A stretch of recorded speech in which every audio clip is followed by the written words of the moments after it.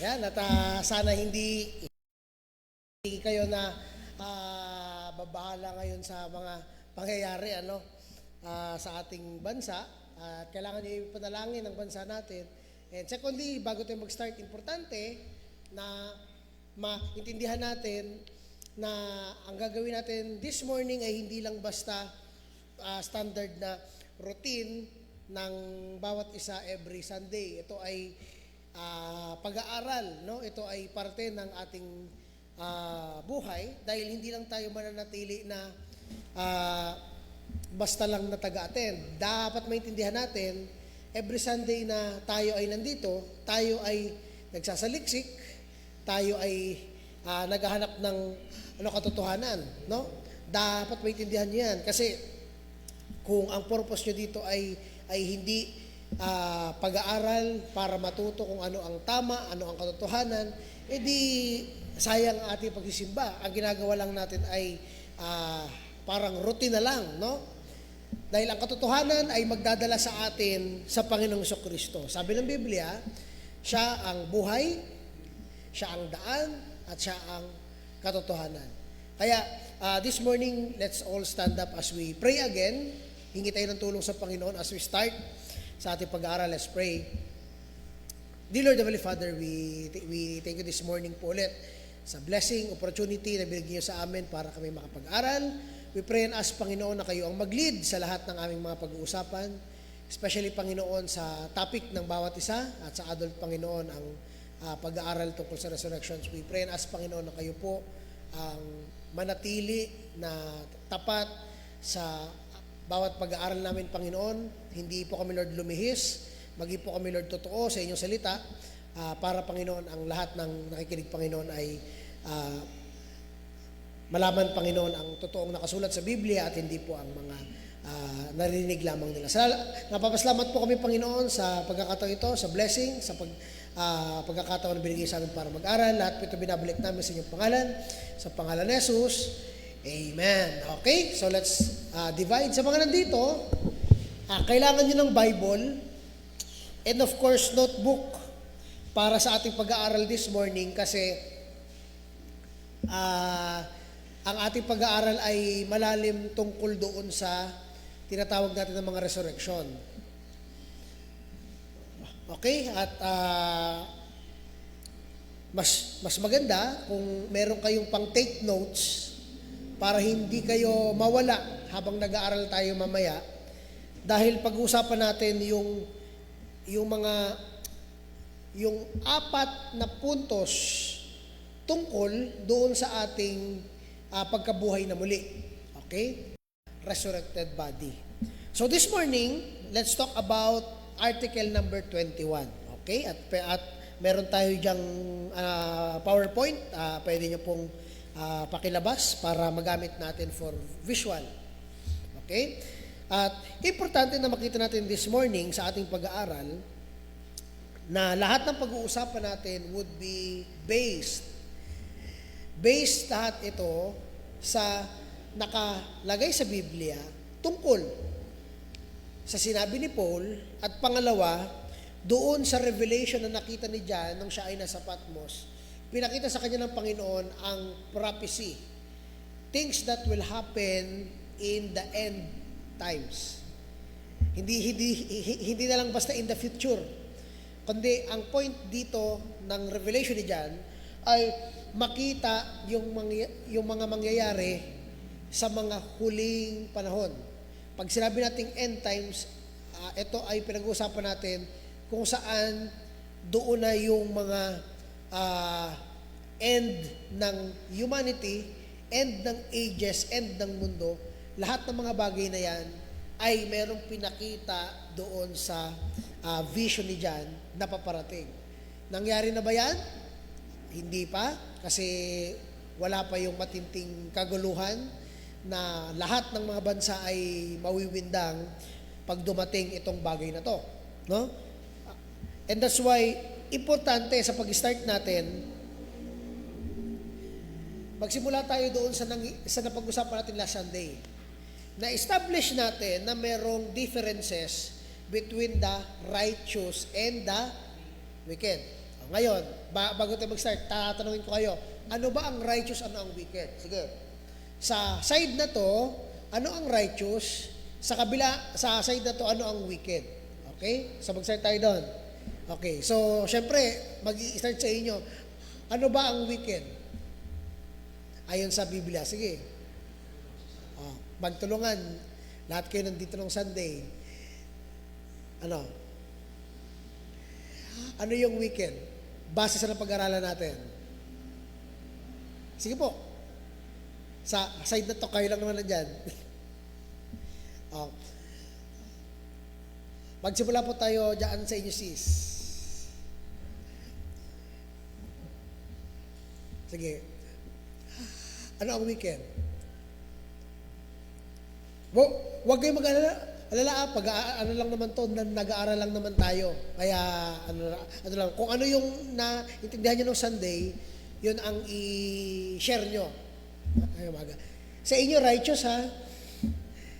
Dito sa side na to yung wicked. Sige po. Start sa inyo.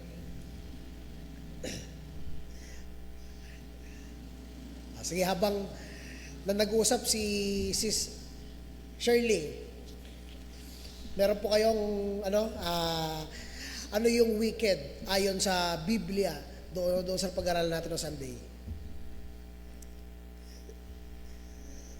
Okay, sige, next.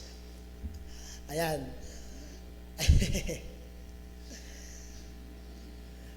Miski walang copy, wag mo na kayo titingin sa notes nyo.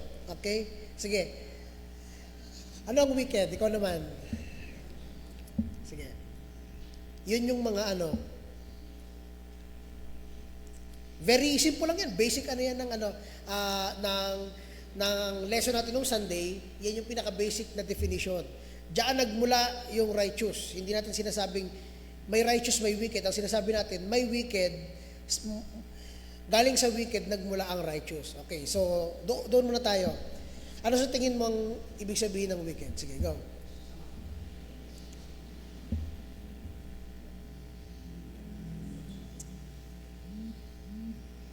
Sige. Yung naaalala mo. Yan.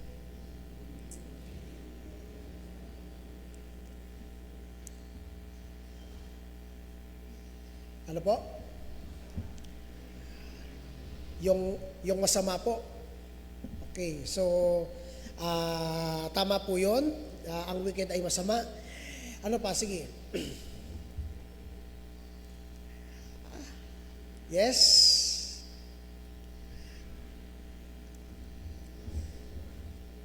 Okay?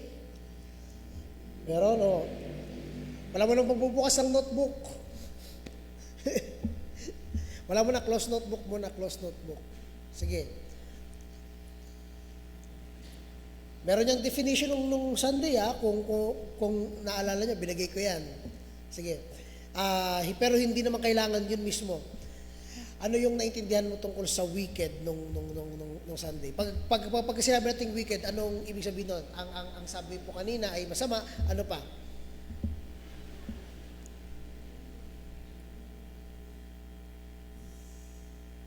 Dali. 5, 4, 3, 2. Ano yan? Tayo. Sige.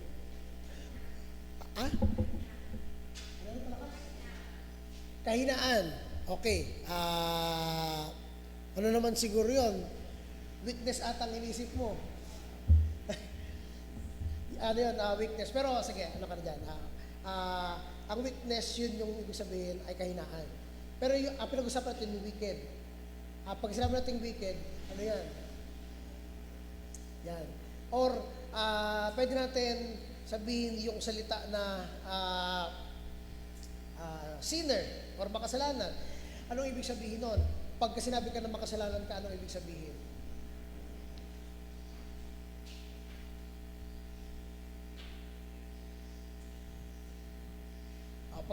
Pag sinabi natin ang tao ay makasalanan, anong ibig sabihin nun?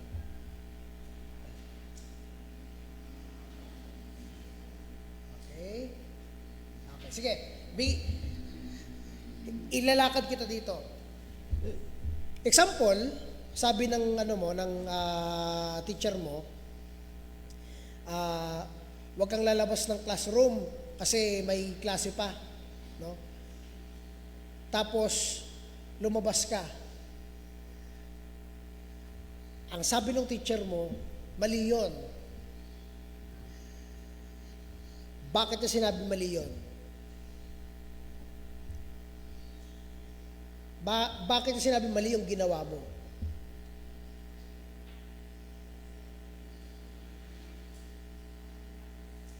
Ano 'yon?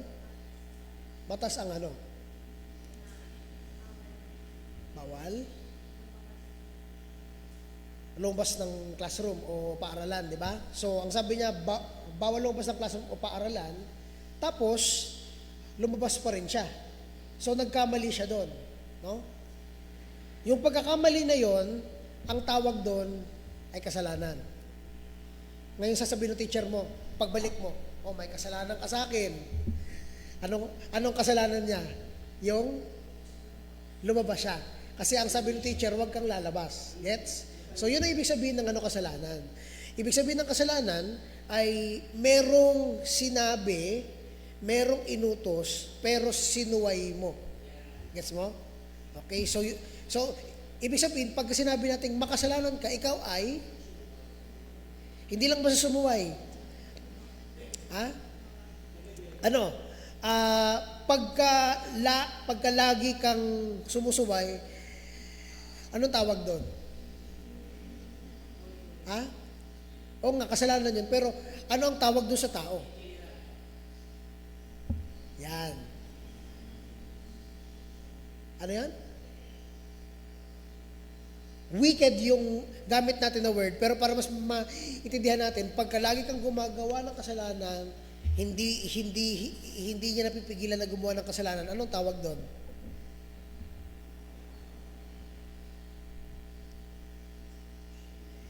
Ibig sabihin doon ay hindi siya maayos.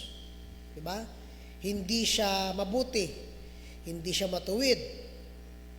Makasalanan siya. Gets mo? Okay, so yun. Okay, sige. Thank you. At very good yung thought process mo. At least nasusundan mo yung yung doon sa ating pinag-uusapan, no? Nagtatry ka. That's good. Yan ang gusto ko. Kasi pag hindi tayo nagre-reason, hindi natin nire-reason yung mga napag-aaralan natin, hindi nyo talaga siya matututunan. So, kailangan yung i-reason out at kailangan yung i-prove sa sarili nyo, ay ganito pala yon. Doon nyo lang matututunan ng isang bagay pagka binigyan nyo ng effort na i-reason. At tama yung yung doon sa pag-usapan natin, pag may binigay na batas, tapos sumuway ka doon sa batas, no? Anong ibig sabihin nun? Ikaw ay suwail. Di ba? Ikaw ay hindi sumusunod. Pag hindi ka sumusunod sa batas, anong tawag sa'yo? Hindi lang yun basta masama. Example, bigyan ko kayo ng example na hindi pagsunod sa batas. Ang sabi sa batas, huwag ka papatay, pumatay ka. Anong tawag sa'yo? Ha? Hindi lang sinner. Malala ang tawag sa sa legal, ang tawag doon, kriminal. Gets natin? Huwag niyong i-water down. Kriminal, rebelde, yan ay isang taong sumusuway sa batas. Gets natin? Okay? Yun ang kasalanan. Ang ibig sabihin ng sin is missing the mark. Ang sabi ng nanay mo, bumili ka ng suka na kulay pula. Ang binili mo kulay blue. Yan. Yun ang ibig sabihin ng missing the mark. Ang sasabihin ngayon ng nanay mo, nak, may kasalanan ka sa akin, nak. Sabi ko, bumili kang sukang pula, binili mo sukang blue. O ikaw magluto. Nagalit, Pero yun ang point natin. Sin is missing the mark. Ngayon, tatawa-tawa kayo, ano ang righteous? O sige. Pag-usapan natin ito. Ang wicked, ito yung tao that turn away, kusa silang sumuway, ginusto nilang bumaliktad sa Diyos, ayoko sa Diyos, or narinig nila may Diyos, wala akong pakialam sa Diyos, mas gusto ko yung gagawin ko. Sabi ng Diyos ganito, hindi, gusto ko ganito. Nagre-rebelde sila, they turn away. Ito yung mga taong mas pinili yung kasalanan kesa bumalik sa Diyos. Ngayon punta tayo sa righteous. Ano ang righteous? Walang titingin sa notebook. Sabi ko walang titingin sa notebook eh. Close notebook. Sige.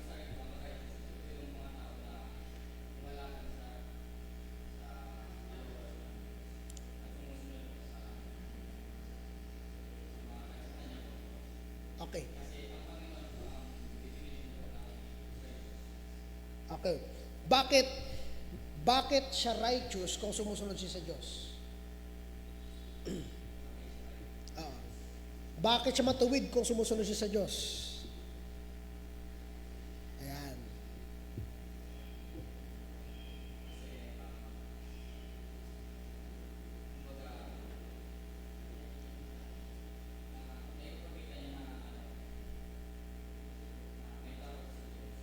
Okay.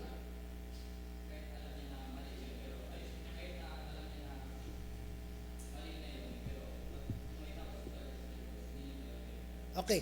Kung may takot siya sa Diyos, hindi niya talaga yun gagawin. Bakit siya tinatawag na mabuti, matuwid pag sumusunod siya sa Diyos? Ano yung meron sa Diyos? Ano? Siya ay righteous. So, ibig sabihin, ang Diyos ang ginagawa nating standard. Good. Batayan. Ang Diyos ang ginagawa nating standard, siya ang ginagawa nating batayan kung tama ba o mali ang ginagawa natin. Tulad ng pagtingin natin sa batas ng ating gobyerno. Paano natin masasabi na tayo ay law-abiding citizen? Tayo ay mga tao na sumusunod sa batas. Kapag sinusunod natin yung batas, pag may nakita kayong, pag may nakita kayong pedestrian lane, saan kayo tumatawid? Saan? Sa hindi pedestrian lane. Ganun ang mga tao di ba? Pero, kung susunod ka sa batas, pag may nakita ka pedestrian lane, doon ka tatawid. Kasi yun ang tamang tawiran. Gets? Yun. Yung simpleng batas yun. Yun ang righteous. Pag kasi nating righteous, ito yung tao na sumunod sa Diyos, tumalikod sa kasalanan, sumunod sa Diyos, at nagpatuloy sa Kanya, kinikilala ko sino siya, at binabago yung buhay niya ayon doon sa standards, sa moralidad na binibigay ng Diyos. Okay? So, sige, thank you very much. At least nasagot natin yung righteous and wicked. Importante ang definition ng dalawang yan dahil diyan nagmumula yung ating grounds ngayong sa pag-aaral natin. So ngayon, na-establish natin nung Sunday, pakilabas dyan doon, we established last Sunday that God is the ultimate, objective, moral authority and standard that judges all men. Okay? Ipag-pray natin na makaproduce tayo ng Tagalog nitong lesson na ginagawa ko. Dahil for now, habang na ginagawa ko to talagang naka-align ako sa English. Pero to break down, na-establish natin nung linggo na ang Diyos ang ultimate. Wala nang iba pa, wala nang tataas pa sa Kanya, wala nang mas tataas pa sa Diyos pagka humanap tayo ng standard, pamantayan. No? Sabi ng tao ay pwede ito, mali ito. Ngayon, titingin tayo sa batas. Tama ba yung sabi ng tao? Ngayon, kung nakita nyo na parang hindi to tama, titingin ka ngayon sa international law. International na pag-uusap ng tama at mali. At makikita natin doon, meron palang mga ginagawa ang mga bansa na hindi na makatao at hindi na maayos. One example, kung bibigyan ko kayo ng picture, kung naalala niyo yung issue tungkol doon sa ating former president. Diba? Pagkakala ng tao, okay lang yung ginawa niya nung nakaupo siya, pero yung international court ay dinim iyon yung mga actions niya as what? Ang sabi nila, ito daw ay inhumane. So, meron sa batas nila na nagsasabi na hindi maayos yung ginawa ng former president. So, ngayon, nabigyan siya ng summon. Diba? And that's why, importante na makita natin tulad nung kay Hitler at tulad ng mga ibang leaders na lumagpas sa kanilang trabaho at gumawa ng mga bagay na labas sa kanilang trabaho, sino ang huhuli sa kanila kung sila ang nasa pinakatuktok ng kanilang bansa? Doon na papasok yung international law. Paano kung dumating ang isang araw yung international law naman ang nagsabi na, okay, wala nang magpa-practice ng Christianity, dapat ganitong religion na lang. No? Paano pag dumating isang araw na ganun ang sinasabi, international law? And that's wrong. Wala nang freedom to practice your belief. Ano ngayon mangyayari? Tama pa ba yung ginagawa nila? Mali na. Paano natin na-determine na mali? No? Paano natin na-determine na tama? Doon tayo papasok sa ating belief as Christians that the Bible, our authority, historically and evidentially and geographically, ang Bible ay natipon from the 66 books at nakumpo sa iisang libro, has brought us the revelation na merong Diyos na nagbibigay ng provision at grasya sa lahat ng tao. Lahat ng natanggap natin sa ating buhay ay grasya lamang ng Panginoon. Kung paano nagpapaulan ang Diyos sa mga magsasaka, nagpapaulan ng Diyos pati sa mga mangingisda, nagpapaulan ng Diyos sa masasama, nagpapaulan ng Diyos sa mga mabubuti. Ganun ang grasya ng Panginoon. That's what we call common grace. Ni-reveal yan ng Bible. And so, if God gives grace to all, ni-reveal rin ng Bible that God is a holy, just, and righteous God. Pinakita doon na hindi ang Diyos nagbibiro pagdating sa kasalanan. Pagdating sa kasalanan, hindi doon tinatanong kung anong feeling mo, ano ba ang nasa isip mo. Ang pinag-uusapan sa kasalanan is this. Ito ang kabanalan, ito ang katuwiran. Kung sumunod ka at sumuway ka dito, meron niyang consequence. Meron niyang pupuntahan. At nakita natin nung last Sunday, dapat maintindihan natin, pag sinabi natin God is the ultimate objective moral authority, pag sinabi natin standard, siya ang una natin kinukonsulta, Lord, tama ba to? Bago tayo pumunta sa pangalawa nating pag-check saan? Sa mga sinasabi ng ating otoridad. No? Sa tingin mo, tama yung sasabihin mo. Titingnan mo, Lord, makakasakit ba ito sa tao? If yes, then need kong pag-isipan. If this is rebuke na kailangan niya para matuto siya, then, Lord, help me na masabi ito sa kanya with love. Di ba? Nandun ang consideration natin mga Kristyano sa bawat pagsasalita natin, sa bawat aksyon natin. Ang Diyos ang ating binibigyan ng priority as an ultimate factor. Kahit sa ating mga plano, Lord, ito ang plano ko sa buhay ko. Is this your will? No? Kung will mo ito, Panginoon,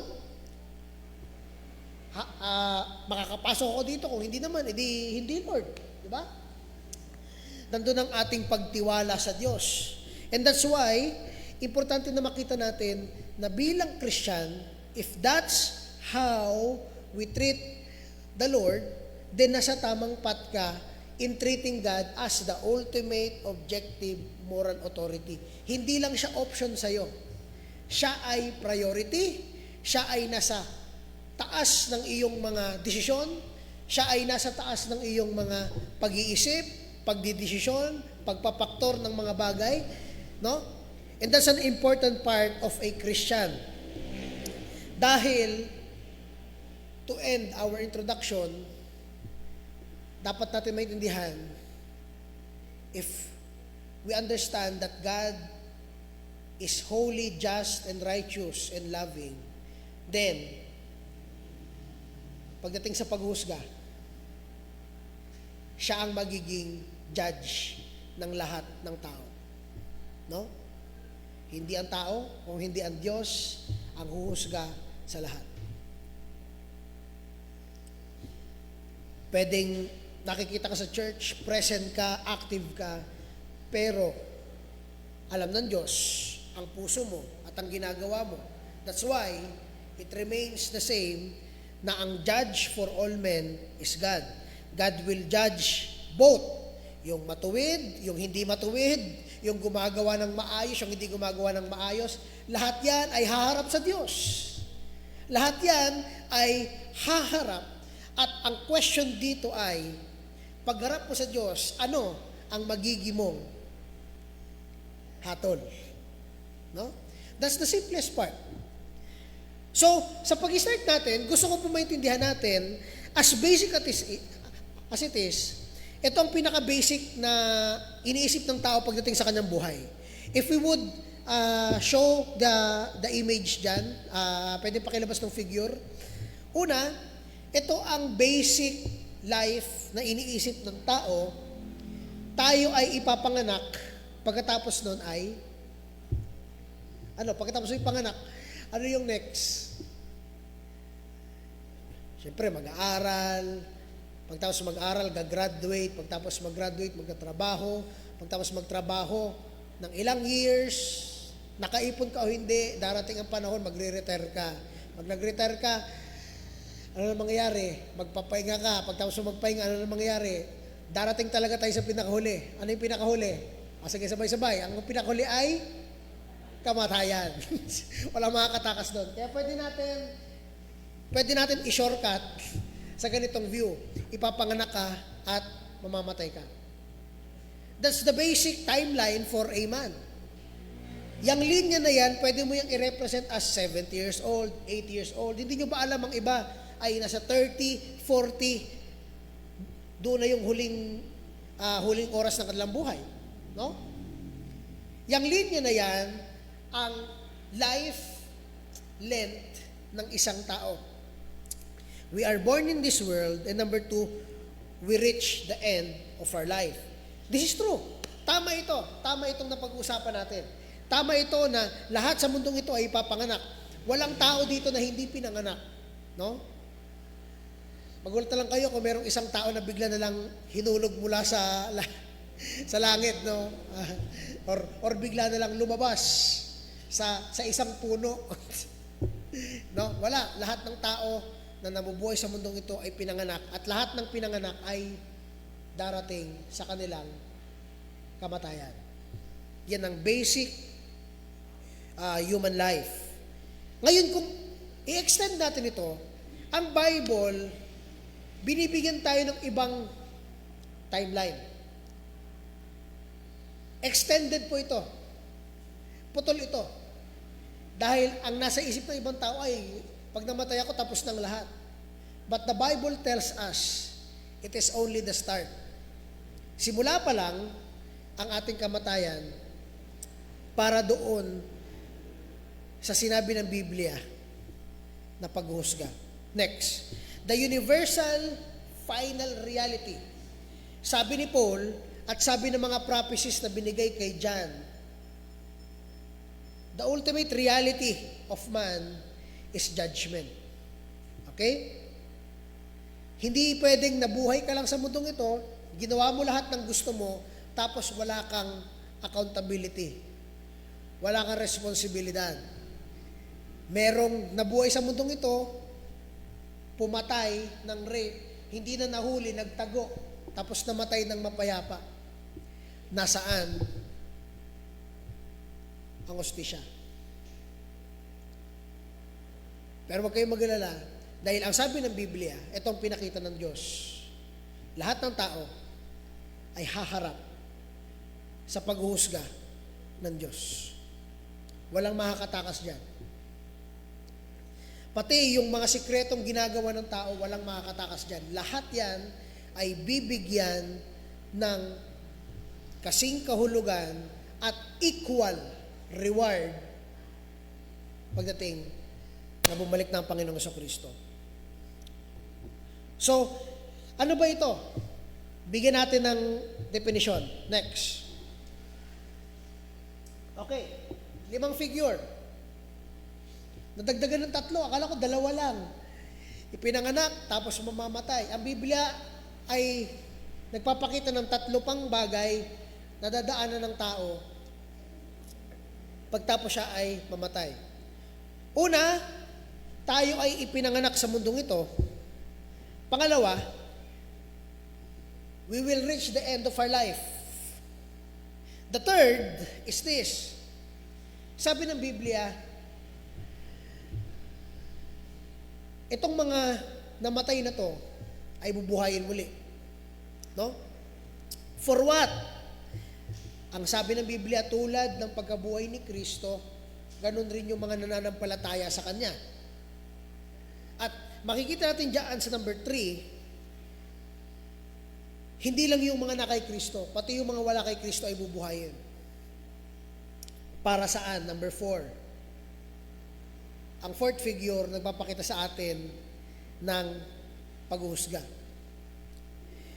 Lahat tayo will be judged by our works. Either ikaw ay na kay Christ o wala ka kay Christ. Kung ikaw man ay na kay Jesus, bubuhayin ka, huhusgahan ka. Wala ka kay Jesus, bubuhayin ka at huhusgahan ka. Parehas ang righteous at ang wicked, bubuhayin at huhusgahan. Walang makakatakas dyan. Hindi ka makakatakas sa pamamagitan ng kamatayan lamang. No? So, hindi pagtakas ang kamatayan. Ito lang ang nagsasabi na tapos na yung binigay sa iyong buhay sa mundong ito. Pero, yan pa lang ang simula hanggang tayo ay makaabot doon sa paghuhusga ng Diyos. Number 5, pagkatapos ng paghuhusga, we will spend eternity based kung ano ang pinili natin sa dalawa. No? Either na tayo ay sumunod at nanampalataya sa ginawa ni Kristo sa krus dahil yun ang paraan ng Diyos para iligtas tayo, or nagpatuloy kang lumangoy doon sa putik ng kasalanan at hindi mo inisip na merong Diyos na galit sa paggawa ng kabaluktutan, karumihan, at pagre-rebelde. Dalawang choice ang binigay sa atin. Walang gitna. Either piliin mo ang Diyos o piliin mo ang sarili mong ginagawa. Piliin mo ang sarili mo. Next point. So it's really important that before the finality of our death, bago ang finality, ang katapusan ng ating buhay, we should get right with God. Dapat may ayos natin ang sarili natin sa Diyos dahil meron lamang dalawang track na pwede mong sundan. It's either na sumunod ka sa Diyos or hindi. Dalawa lang yan. No? And there is no going back. Pag ikaw ay dumating na sa end ng buhay mo, wala nang balikan yan. Kaya kung hindi mo ayusin ang sarili mo sa Diyos ngayon, ang sinasabi ng Biblia, ang naghihintay sa iyo ay magbabayad ka ng ginawa mo sa mundong ito. Ang gamit ng Biblia ay wages. Ano ang ibig sabihin ng wage? Sweldo. Pag nagtrabaho kasi sweldo ka. Ngayon, pag gumawa ka ng kasalanan o hindi naman nila nakikita, sa isip mo nagkakasala ka, sa puso mo nagkakasala ka, kahit hindi ka nag-a-action, nagkakasala ka, ang sweldo nun ay ibibigay sa iyo ng buong buo. At ang kabayaran ng kasalanan, sabi ng Biblia, ay kamatayan. So sa pagsisimula natin, dapat maintindihan natin kung ano ba ang pinapaniwalaan muna ng simbahang ito pagdating sa tinatawag nating resurrection. Okay, lahat tayo ay mamamatay, that's true. At pinakita mo, Brother David, merong resurrection. Pagtapos natin mamatay, bubuhayin tayo. Pangalawa, huhusgahan tayo. Pangatlo, we will spend eternity. Now, the question is, ano ba ang pinapaniwalaan ng church na ito pagdating sa pagkabuhay muli? No? Paano ang isang tao na bubuhay muli? Paano ang isang tao ay kayang mabuhay muli? Now, ang point natin ay babalik sa Panginoong Jesucristo. Bakit? Kasi mga kaibigan at mga kapatid, hindi ito random na bubuhayin ka muli. Hindi ito basta lang na naisipan ng writer na isulat. Meron siyang basis. At yun ang babasahin natin ngayong umaga. If you would open your Bibles now, Simulan natin sa Daniel chapter 12 verse 1. Tingnan niyo ito mabuti. No? Sige. Next. Ito ang pinapaniwalaan natin sa church na ito. Next. Sige. Number 1, we believe in what we call a dual resurrection. Ano ibig sabihin na dual resurrection? Merong dalawang resurrection na mangyayari. Una, resurrection para sa righteous. Pangalawa, bubuhayin rin po ang mga wicked. Ang mga taong gumagawa ng kasalanan at gumawa ng kasalanan at hindi bumalik sa Diyos. Nung binigyan sila ng pagkakataon, hindi sila bumalik sa Diyos. Bubuhayin rin po sila. We believe that there will be a resurrection both of the righteous and the wicked. Let's start with Daniel chapter 12 verse 1 next. Open your Bibles now on Daniel chapter 12 verse 1. Diyan na kayo, say amen. Okay? If nandiyan na kayo, babasahin ko sa Tagalog. Sabi dito, sa panahong iyon, ay tatayo si Miguel, ang dakilang pinuno na tagapag-ingat ng iyong bayan. At magkakaroon ng panahon, tingnan niyo to, magkakaroon ng panahon ng kaguluhan na hindi pa nangyayari kailanman. Nakakita niyo, hindi pa nangyayari kailanman. Mula nang magkaroon ng bansa hanggang sa panahong iyon, ngunit sa panahong iyon, tingnan niyo to, ay maliligtas ang iyong bayan, bawat isa na ang pangalan ay matatagpo ang nakasulat sa aklat. Tingnan niyo to mabuti. Ito ang, usually nga ginagamit ng mga preacher sabi sa Daniel ay maliligtas daw tayo sa panahon na yon. No, hindi po ito tungkol sa atin, tungkol ito sa mga Israelita.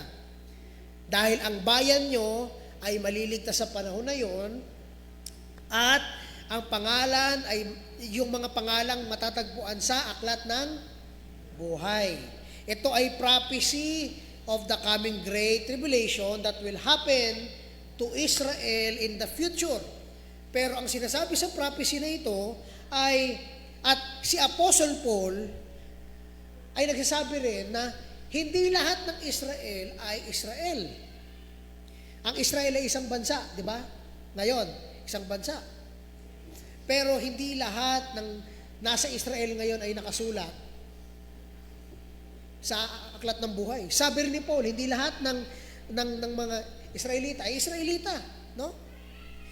At ang pinapaniwalaan natin na when the time comes, itong Israel na ito, itong mga Israelitang nakasulat sa aklat ng buhay would be saved by God. At pagkatapos nito, ang word dito na ang word ay delivered. Ang ibig sabihin diyan na pagkakagamit niya ay rescued. I-rescue sila doon sa matinding mangyayari na yon in the future. Ngayon, ano yung matinding mangyayari in the future? Sinabi sa atin ang next verse, on verse 2. Sabi ng verse 2, ito yung klase ng pagliligtas na gagawin ng Diyos. Tingnan niyo to ha. Ito yung klase ng pagliligtas. Marami sa mga natutulog sa alabok ng lupa ay magigising. Ang iba'y tungo sa buhay na walang hanggan at ang iba naman ay tungo saan?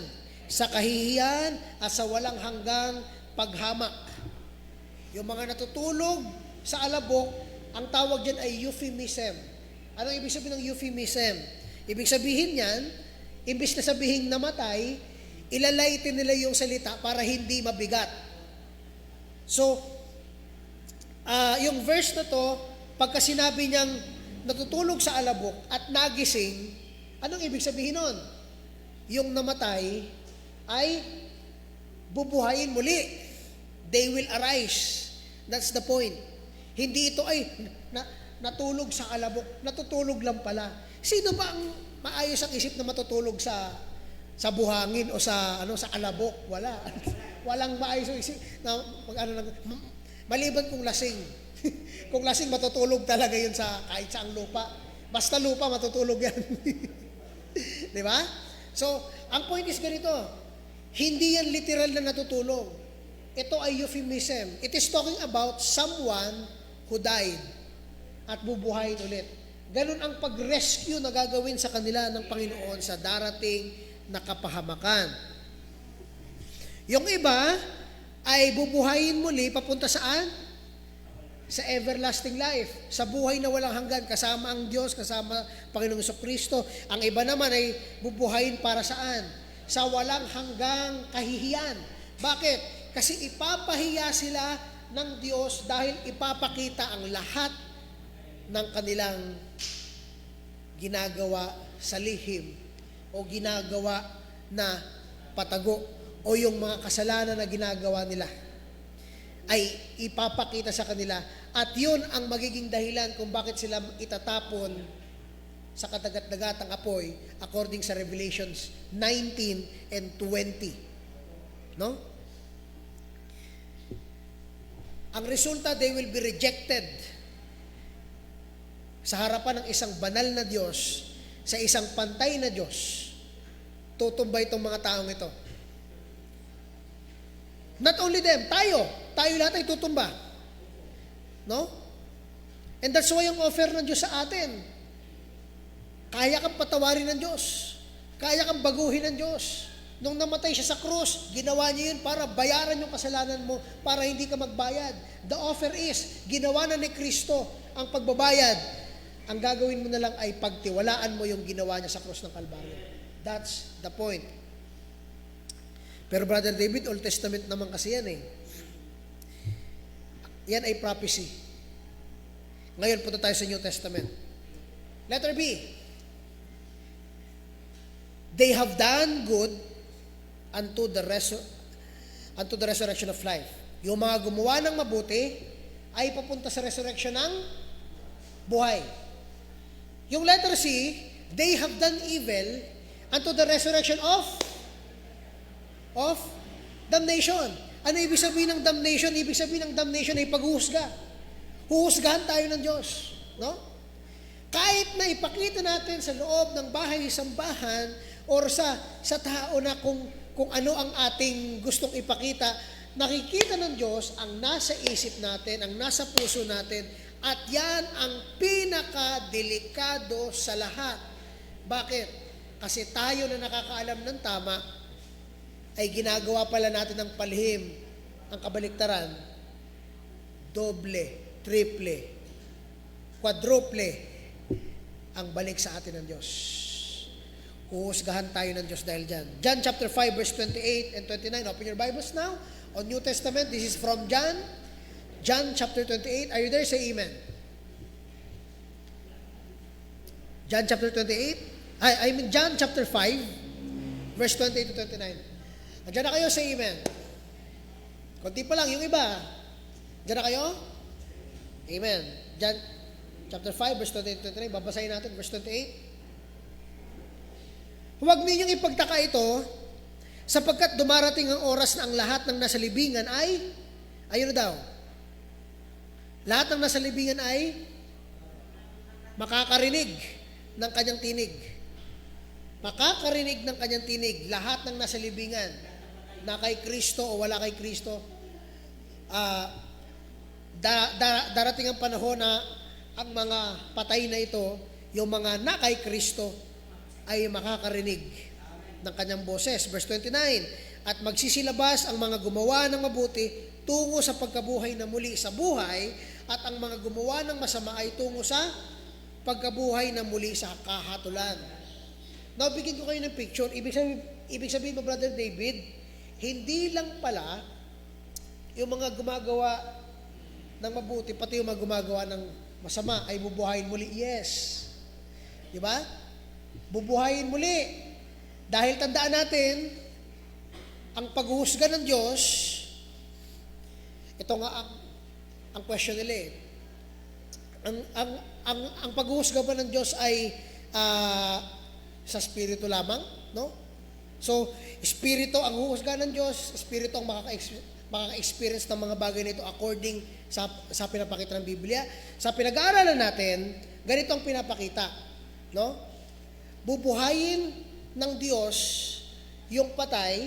Ibig sabihin ng bubuhayin ay ano? Bigyan ko kayo ng clear na timeline. Pag ang tao ay namatay, ano ang sinasabi ng Biblia? Naghihiwalay ang katawan saan? Sa kaluluwa. Okay? Ang Biblia sinasabi, pag namatay ang tao, naghihiwalay ang katawan sa kaluluwa. Kaya kung makikita ninyo, ang isang patay na katawan ay nagiging na lang lupa, no? Wala nang buhay. Kasi yung buhay nun ay wala na. Yung nagsasalita, yung nakakaisip, yung may mga memories, yung may mga masasayang alaala, masamang alaala, yung may identity na David dyan, ay wala na doon sa katawan na yon. Nagiging na lang siyang lupa. No? Yun ang sinasabi ng Biblia, naghihiwalay ang kaluluwa sa kanyang katawan. Ngayon kung bubuhayin muli, at ang interpretasyon ng tao ay yung kaluluwa na lang, hindi yun nabuhay muli. Kasi kulang. Kulang. So, pag sinabing resurrection, ano ang ginagawa doon ng banal na spirito? Yung kaluluwa ng tao ay inilalagay saan? Sa katawan niya. No? Pero, ang sabi nga ng Biblia, anong klaseng katawan? Itong katawan na to ay katawan na dati nabubulok, ngayon hindi na nabubulok. Dati nagkakasakit, ngayon hindi nagkakasakit. Ito ay isang ibang klaseng katawan. Tulad ng katawan ng Panginoong Jesucristo nung siya ay nabuhay. Ang key dito ay ganito. Tulad ng pagkabuhay ng Panginoong Jesucristo. So, kung magtatanong tayo, anong ibig mo sabihin nito, Brother David? Tulad ni Paul, tulad ni Pablo, ang pagtingin niya pagdating sa pagkabuhay muli ay ganito. Ang basis ng ating pagkabuhay muli ay hindi yung tinatawag na reincarnation or kahit na anong mga bagay na yon. Ang basis ng pagkabuhay muli ng mga mananampalataya at mga hindi mananampalataya ay base sa pagkabuhay muli ni Kristo. Siya ang pinagmumulan ng konseptong ito. Kung paano siya nabuhay muli, ganun rin tayo. So, nung si Kristo ba ay nabuhay muli, espiritu na lang ba siya? Yes or no? Hindi po. Mayroon siyang katawan. Kasi nung pinahawak niya si Tomas sa kanyang tagiliran, may nahawakan ba si Tomas? Wala. Meron. Nagulat nga siya eh. Di ba? Unless na mahawakan ko, hindi ako maniniwala. O hinawakan niya. Merong katawan. Nung lumapit si Kristo sa mga disipulo habang kumakain sila, hindi naman pwedeng kumain ng spirito. Kumain si Kristo kasama ang mga disipulo at kumain siya ng isda. Saan na pupunta yon? Doon sa kanyang katawan. No? So, that's the point. Para lang maklear sa atin. Ano bang ibig sabihin yan, Brother David? Na dyan sa letter B and letter C, sa verse 28, ang sabi dyan, kung nandiyan na kayo sa inyong mga Bibles, huwag ninyong ipagtaka ito sapagkat dumating ang oras na ang lahat ng nasa libingan ay makarinig. Lahat, magsimula doon sa mga taong wala kay Kristo at sa mga taong na kay Kristo. Letter D, punta tayo dito. There shall be a resurrection of the dead, both just and unjust. Sabi sa Acts chapter 24 verse 15, ganito ang pinapakita. Ako'y may pag-asa sa Diyos. Sabi ni Pablo, ako'y may pag-asa sa Diyos na siya rin namang inaasahan nila na magkaroon ng muling pagkabuhay ng mga matuwid at ng mga hindi matuwid. No? Parehas ang matuwid at hindi matuwid, bubuhayin muli. Okay? So yan ang pinapakitang ebidensya ng Biblia na totoo yung pangako ni Kristo.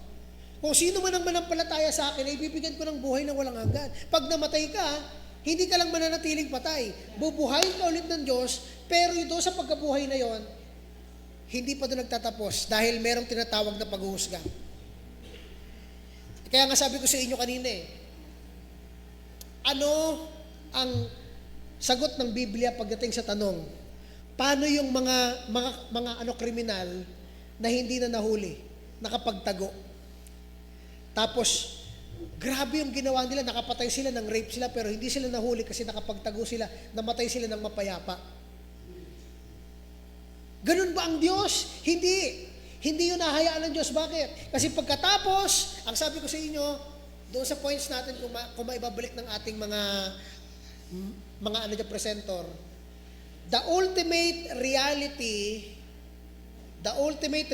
of man, the final reality is that everyone will be judged according to their works. Diyan ba? Okay? Kung maibalik ng ating presenter dyan sa early pages ng ating presentation, no? Lahat tayo ay dadaan sa paghuhusga ng Diyos. Walang makakatakas dyan. Hindi mo pwedeng ituro, ay yung tatay ko, yung nanay ko kasi ganito, kaya ganito ako. Yung asawa kasi ganito, kaya ganito ako. Yung mga pinsan ko, mga kapatid ko kasi ganito, kaya ganito ako. Hindi ka makakapagtuturo. You will take full responsibility kung ano yung ginawa mo sa buhay mo at haharap ka sa Diyos. Hindi ka pwede magturo. Ikaw ang sasagot ng lahat ng ginawa mo. Kaya tama yung sabi ng verse na nabasa natin kanina, yung iba bubuhayin para sa everlasting life, yung iba ay bubuhayin sa walang hanggang pagkokondena, walang hanggang kahihiyan, dahil ipapahiya ng Diyos yung mga taong gumagawa ng kabuloktutan at kasamaan. Kaya kung akala nila makakatakas sila, hindi. Pakitaas sa isang figure yung may 5, no? Hindi lang tayo natatapos sa kamatayan, kung hindi, ang sabi ko nga kanina, pagtapos natin mamatay, may 3 pa tayong dadaanan. We are born in this world, we reach the end of our life, pagtapos nun, we will be resurrected. Christian ka man o hindi, bubuhayin ka ulit. Dahil sa pang-4, huhusgahan ng Diyos lahat. Lahat ng tao ayon sa kanyang ginawa. Pagkatapos nun, nandoon na ang pag-spend ng eternal life. It's either of the two. You are with God. No? Ikaw ay sumurrender na sa Diyos. Ikaw ay tumalikod na doon sa tawag ng laman mo sa kasalanan.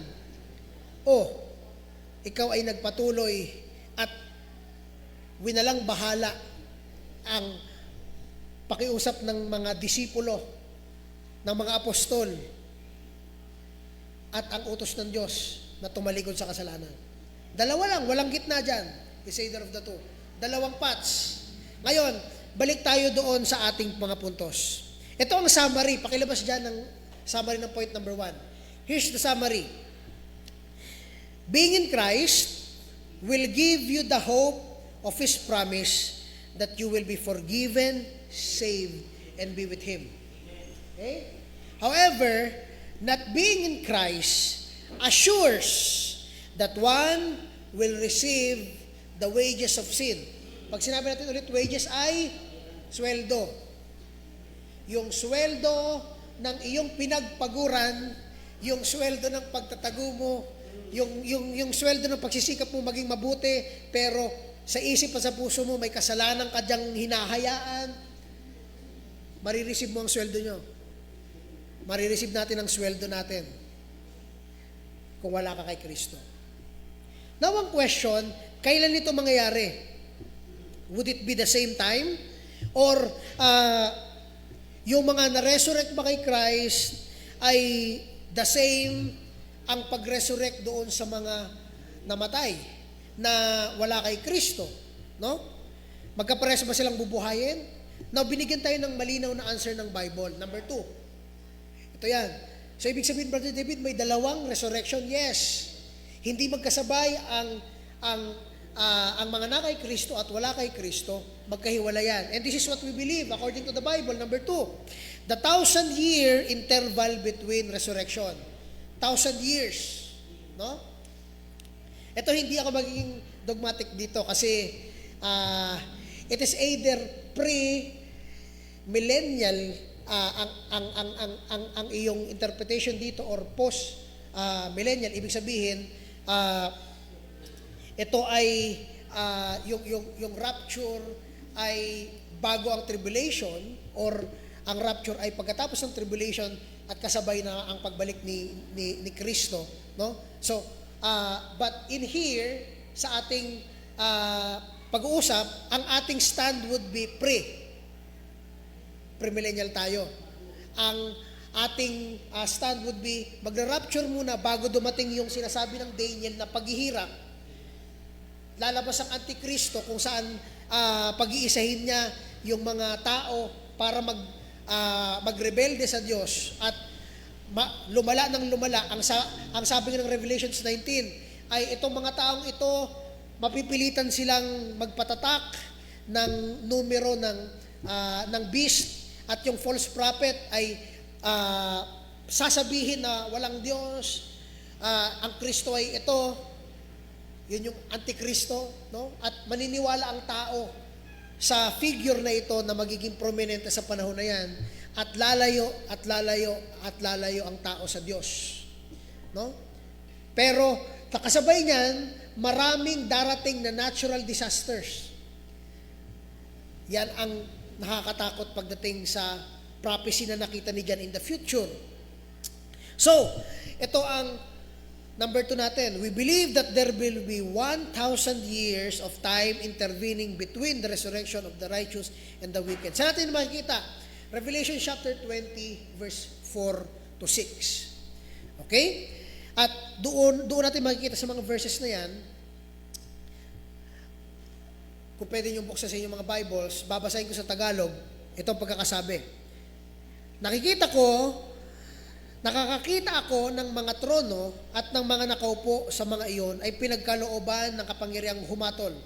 Nakita ko rin ang mga kaluluwa ng mga pinugutan ng ulo dahil sa patotoo kay Jesus at dahil sa salita ng Diyos, at ang mga hindi sumamba sa halimaw o sa kanyang larawan, sa larawan ng halimaw, na darating sa panahon na yon, yung beast na tinatawag o yung Antikristo, yung mga hindi sumamba sa Antikristo at hindi tumanggap sa tanda ng sa kanilang noo at sa kanilang kamay, sila'y nabuhay at nagharing kasama ni Kristo sa loob ng 1,000 taon. Ibig sabihin, pagkatapos ng tribulation, yung mga taong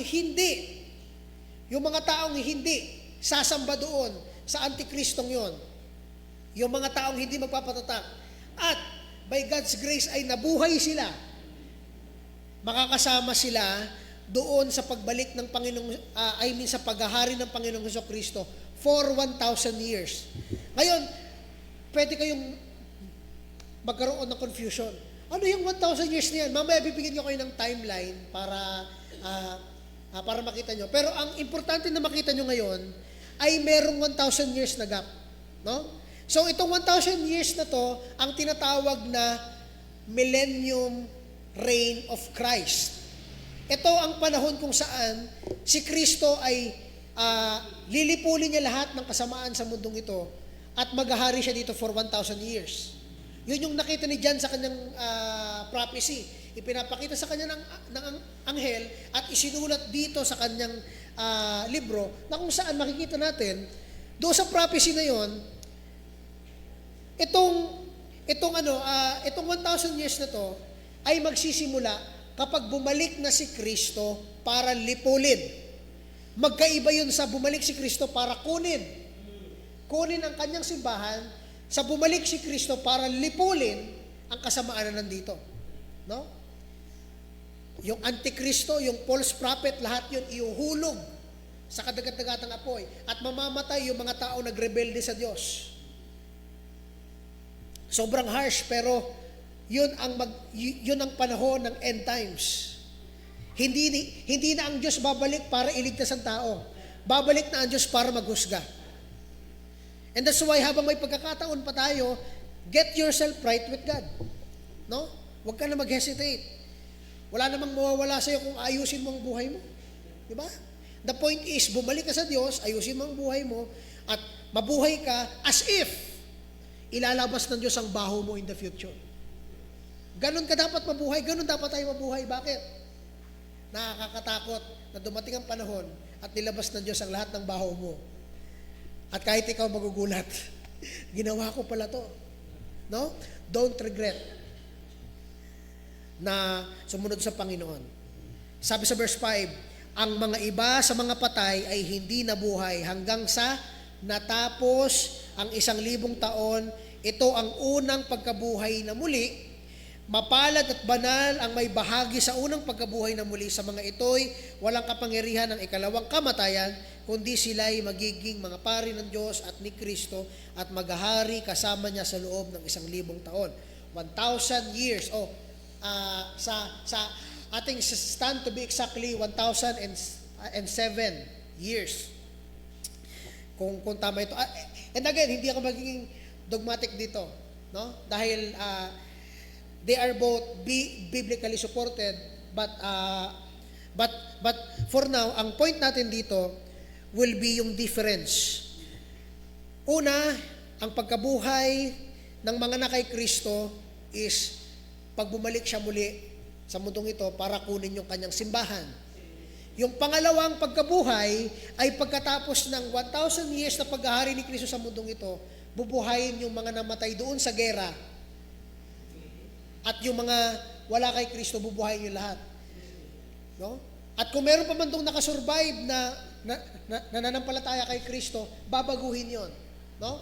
So, parehas yun, ang gap nila ay 1,000 years. Yun ang dapat natin matandaan sa point na to.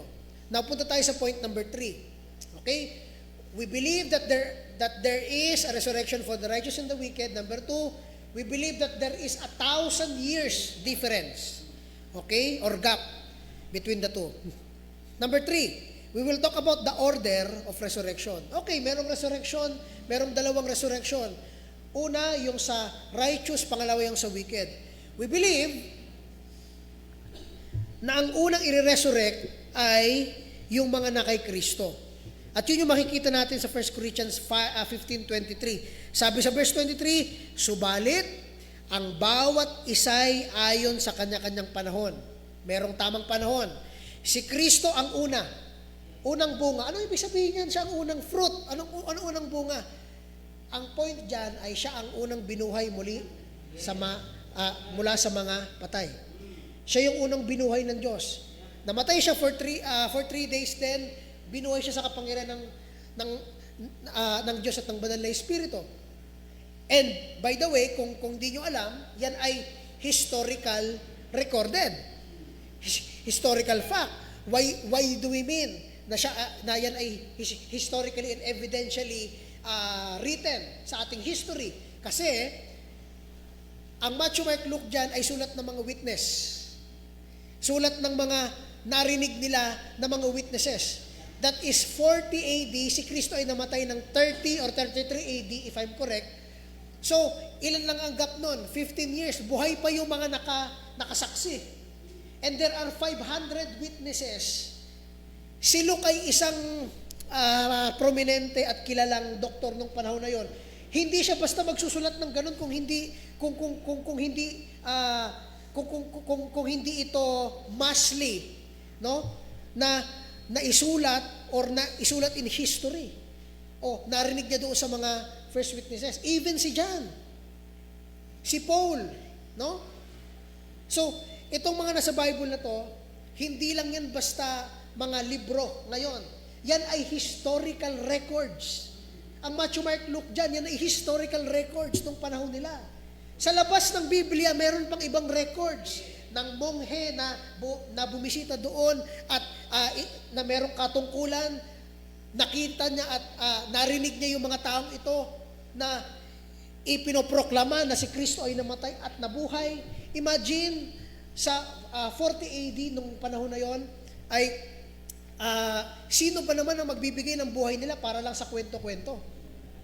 Maliban kung na-witness talaga nila yon at handa silang mamatay para sa katotohanan yon. Sinong mamamatay para sa storya? No? Hindi. Kasi maraming namatay sa kanila dahil ang gobyerno noon o otoridad ng Roman Empire, ganun ka-stricto pagdating sa reliyon. Meron silang sariling Diyos-Diyosan. Kaya yung mga ganong movement na gumagawa ng sarili nilang Diyos, pinagpapatay nila. Hindi ang tao magbibigay ng buhay para lang sa isang kwento.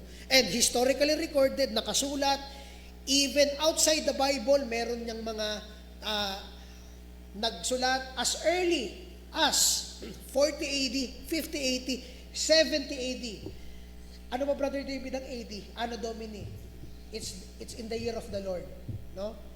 So, yun yung panahon ni Kristo. 43 years, 50 years sa pagkabuhay ng Panginoong Kristo. Importante na makita natin yung mga bagay na yan. Dahil,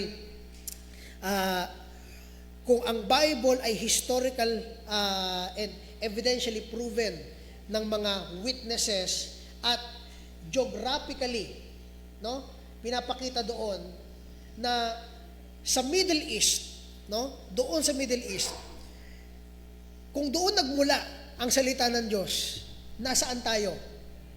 Nasa Asia. Alam nyo ba, si Paul, ang kanyang ministry ay nakaabot sa Asia Minor. No?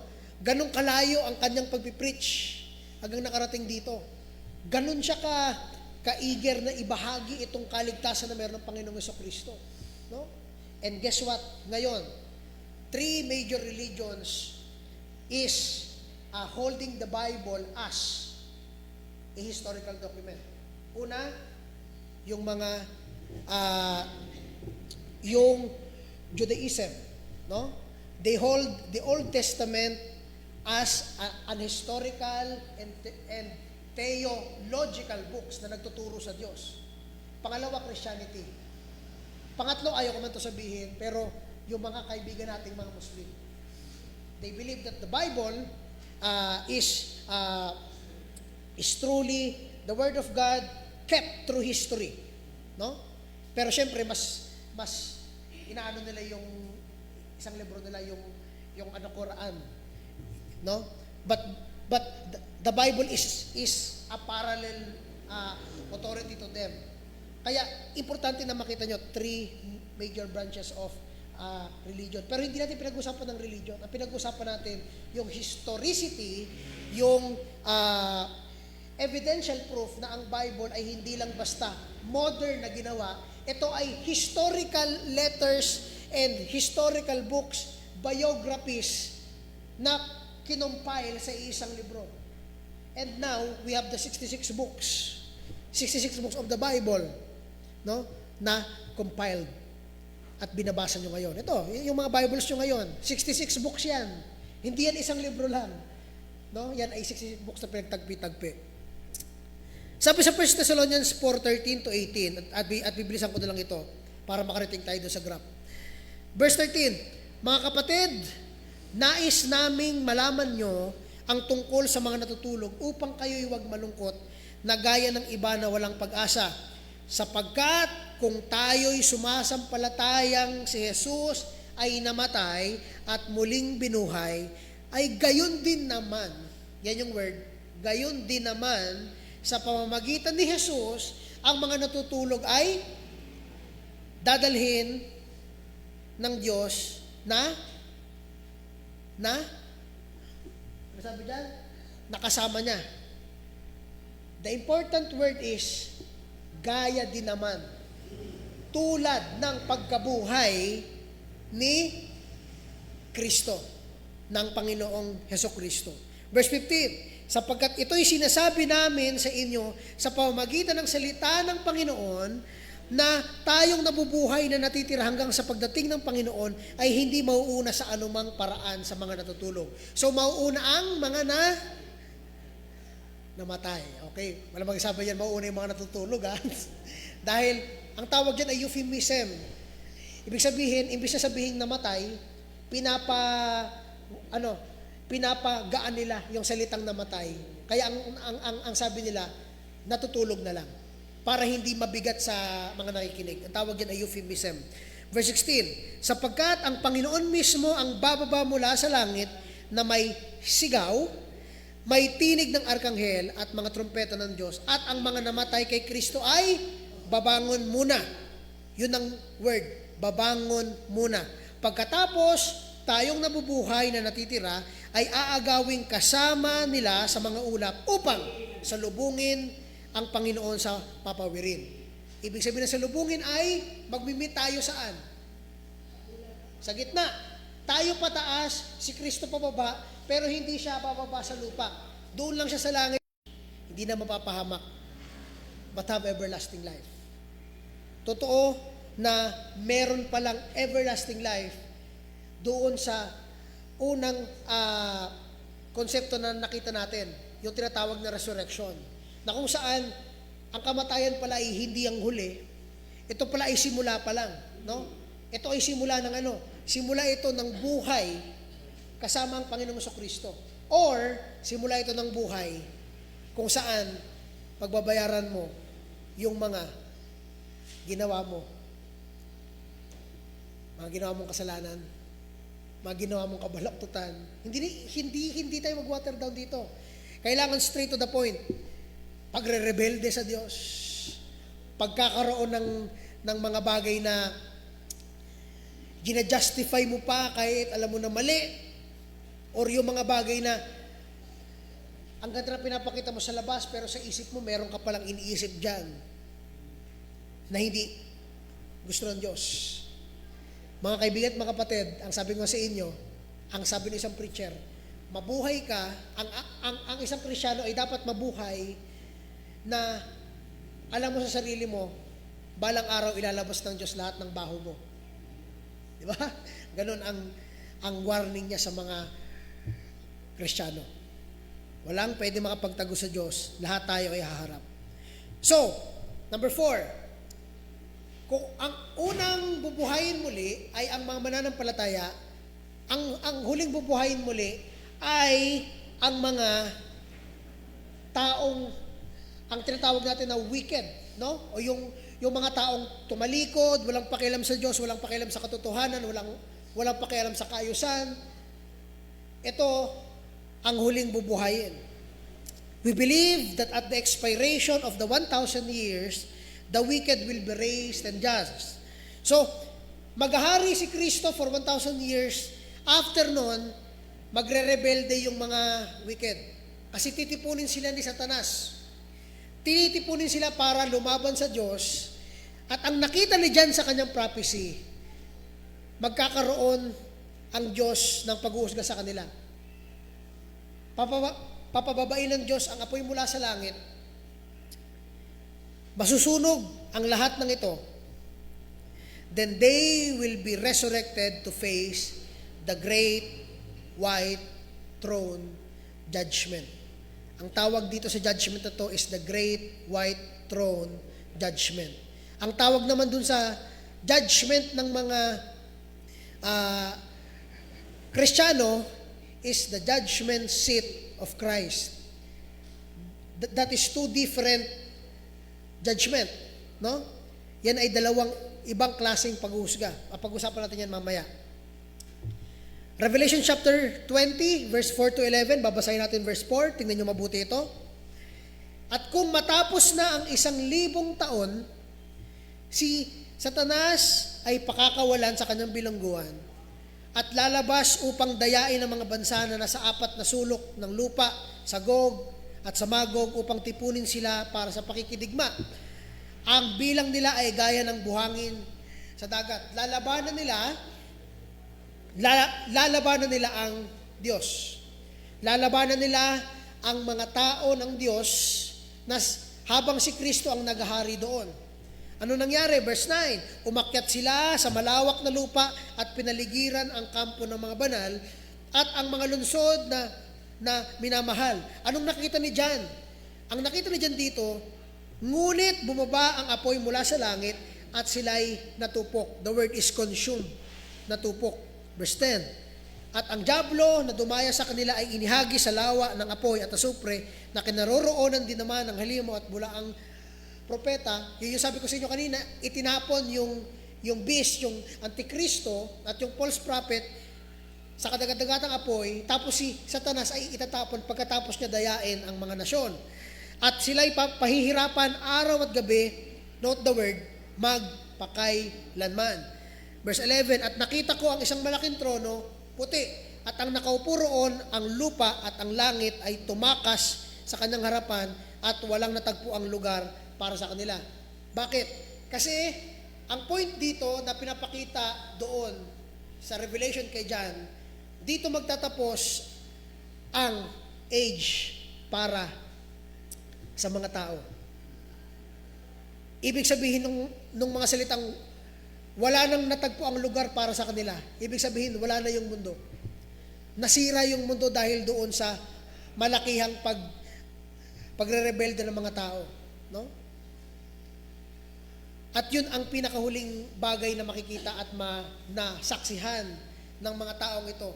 Pagmulat ng mata nila, doon na sila nakapunta sa tinatawag nating isang dakilang trono na kulay puti. At haharap sila sa paghuhusga ng kanilang mga ginawa, ng naaayon sa kanilang mga ginawa. At yung mga hindi matatagpuan sa aklat ng buhay ay ibubulid doon sa kadagat-dagatang apoy. No? So yun and I know, yung mga bagay niyan ay parang, wow, parang bago ko lang yun narinig yun eh. Ang pagkakaalam ko lang, pag namatay ka, pupunta ka sa Diyos, at kung hindi naman ay pupunta ka sa impyerno. Ang alam ko lang ay ganon. That's okay. Kasi itong pinag-aaralan natin ay mga propesiya na ipinakita kay John habang siya ay nasa Patmos, siya ay nakakulong. Ito ay pinakita sa kanya ng anghel at na isulat niya ito specifically, no? At natapos niya ito bago pa matapos ang kanyang buhay.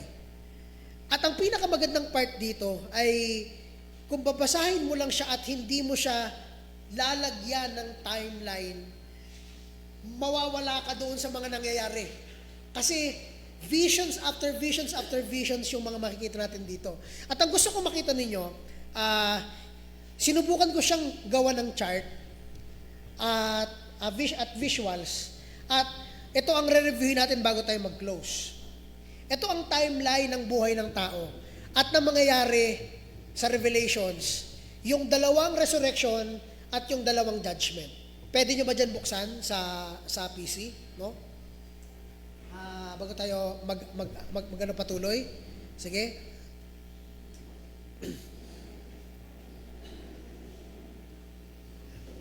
Yan, pwede pakibuksan dyan yung chart. Yan. Simulan natin doon sa pinakadulo. Okay? So, paki-zoom in na lang para maano natin isa-isa. Okay. Punta muna tayo sa Legends. Kasi ito ay hindi pa kompleto. Itong chart na to ay nagsimula lang sa chapter 19. Okay, kasi andun yung lesson natin.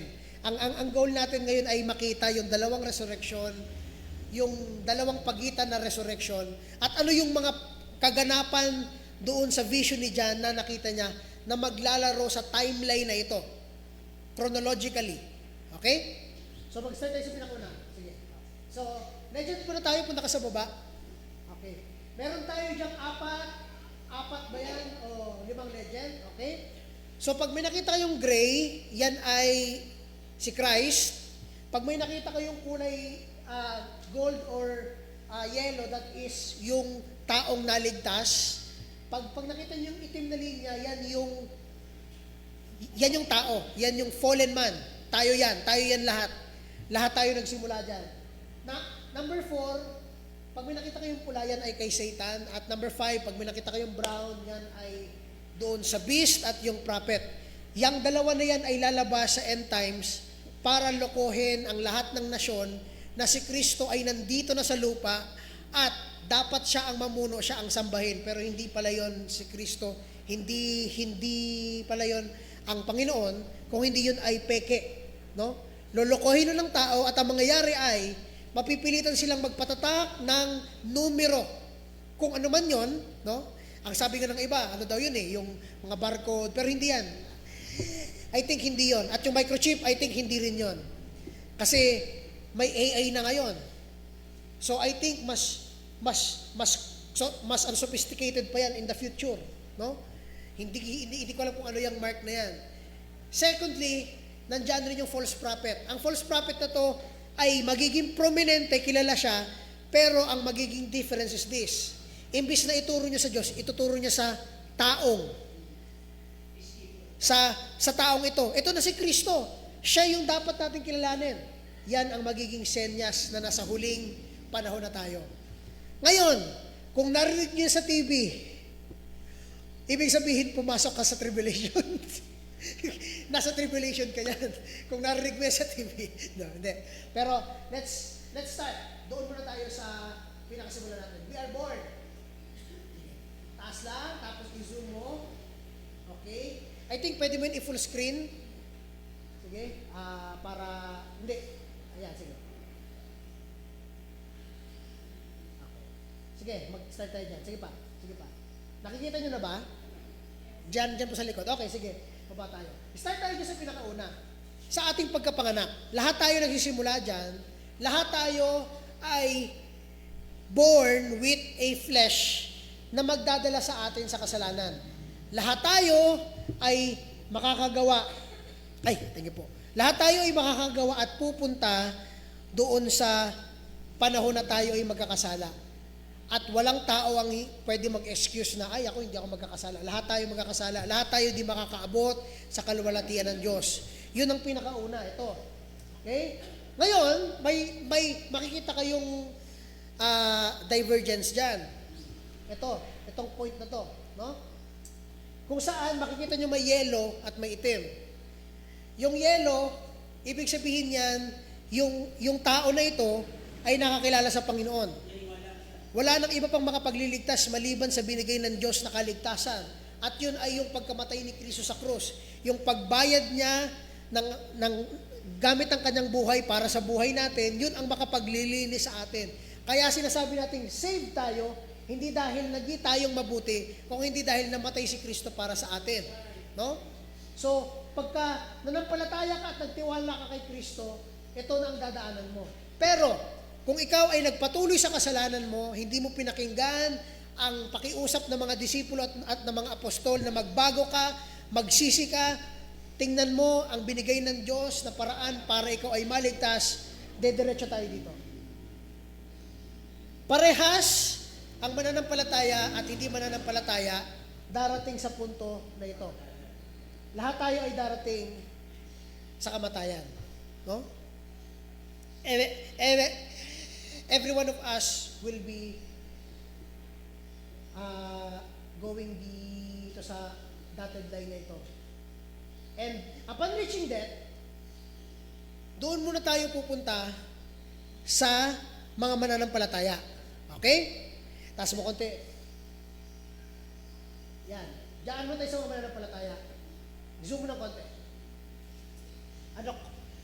Press mo yung control, tapos i-ano mo yung mouse scroll pataas. So, yan. Okay. So, ngayon, pag dumating tayo sa kamatayan, taas mo ng konti, JM, darating ang Panginoong Jesucristo. Ang sabi ng Biblia, ito ay bababa siya sa ating kalangitan na may tunog ng trumpeta, lahat ng bansa maririnig yan, para kunin ang kanyang simbahan. Kunin ang kanyang church. Kunin ang sa kanya. Itong tinatawag na rapture. Christ calls the church. Ano yung napag-usapan natin kanina? Pagbaba ni Kristo, sino ang mauuna? Mauuna yung mga namatay. So, andyan yung resurrection of the saints. The dead in Christ shall rise. Bubuhayin yung mga namatay, yung mga buhay naman sa panahon na yan ay babaguhin ng Diyos. No? At parehas yun, pupunta at imimit si Kristo doon sa kalangitan. Okay? Ngayon, next tayo. Taas pa, taas. Okay? Sige pa. Okay, yan. Sige. Taas pa konti. Andiyan yung explanation sa taas. Sige. So, okay. Taas pa konti. Sige. So ngayon, kung makita nyo merong gray, di ba? Ayun si Christ, sinundo tayo, ay kasama natin si Kristo pupunta doon sa tinatawag na the judgment seat of Christ. Lahat ng mga mananampalataya ay huhusgahan. Huhusgahan. Ang tawag dyan ay Judgment Seat of Christ o yung tinatawag na Bema Judgment. Pag sinabi natin Bema, ito yung parang platform na itinaas. No? So, ito ay judgment tungkol sa mga nagawa ng mga believers. We will stand on Christ's judgment seat, giving an account of everything we do. Sabi ng mga verses na yan, lahat ng yan will be tried by fire. Lahat ng ginawa natin, pagtitipon yan. Example, ito ang ginawa ko, nag ako mabuti sa kapwa, nagministra ako sa church, titipunin yan lahat. Bubuhin yan lahat. Para yung isang malaking bag. Tapos yung isang malaking bag na yun, susunugin yon.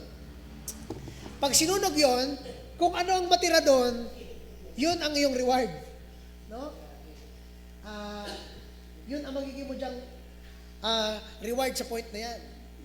Pero, andyan rin yung tinatawag na pagbibigay ng crowns. Andyan rin yung pagbigay ng Diyos ng authority. Authority para saan? Authority na ikaw ay mamuno sa isang lugar. At makikita natin dito na meron ako dyan note.